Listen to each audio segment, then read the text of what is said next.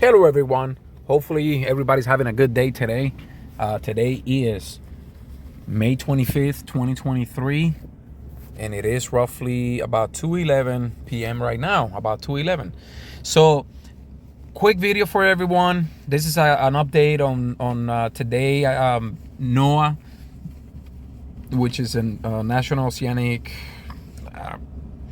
Atmosphere Association or something like that. I could be wrong, but anyways, Noaa. And basically, this is their season outlook. This is an early. So every couple months, roughly, they update it. I believe they came out with their original. I think it was in April. Then May gets updated right before the beginning of the season, as you guys know. June 1st is the beginning of the season. And then you have also another update as we get close to the peak of the hurricane season in September. I believe it's in August they do that update. And that's basically how the atmosphere is changing and how things are looking. That's how or why they update their outlook. But as of right now, as you guys can see, they're estimating that we're going to have we have a 40% chance of being a near normal season, 30% chance of above normal, and 30% chance of below normal. So it's very divided right now. And I think that part of the reason is because even though there's a lot of signs saying that the El Nino is supposed to develop, it quite fully hasn't. I mean, it's a weak. I would consider it more neutral than a weak El Nino, to be honest. But even though that is expected to actually getting to place by the time of the hurricane peak, back in September, basically. There's a lot of uncertainty still, and another big thing here, and that's what they said on their discussion, is that there's a key factors that may offset the actual effects of El Nino.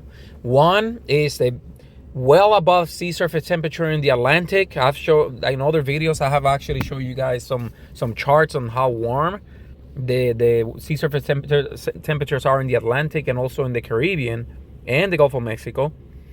But also another thing that is going to make a difference is a strong African monsoon. And what is the African monsoon? So when Africa has high amounts of precipitation, those low-level systems basically exit Africa and then they go into the Atlantic.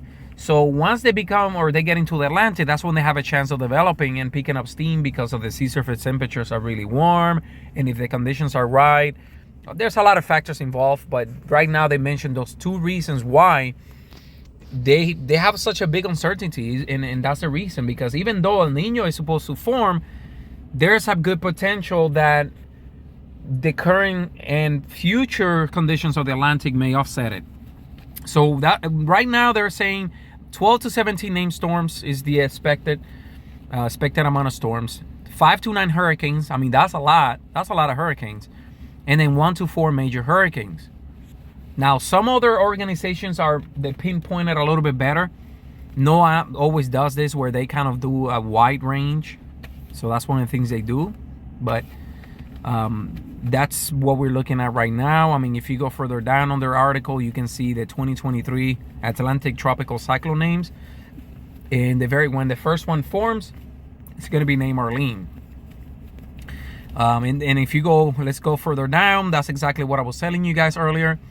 This is part of the reading. They're saying that even though El Nino it can potentially influence the storm development, it could be offset by favorable conditions local to the Atlantic basin.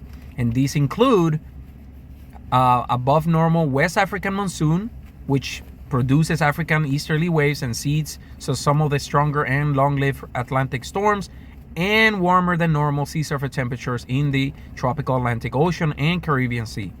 So those main two reasons are why it's so divided.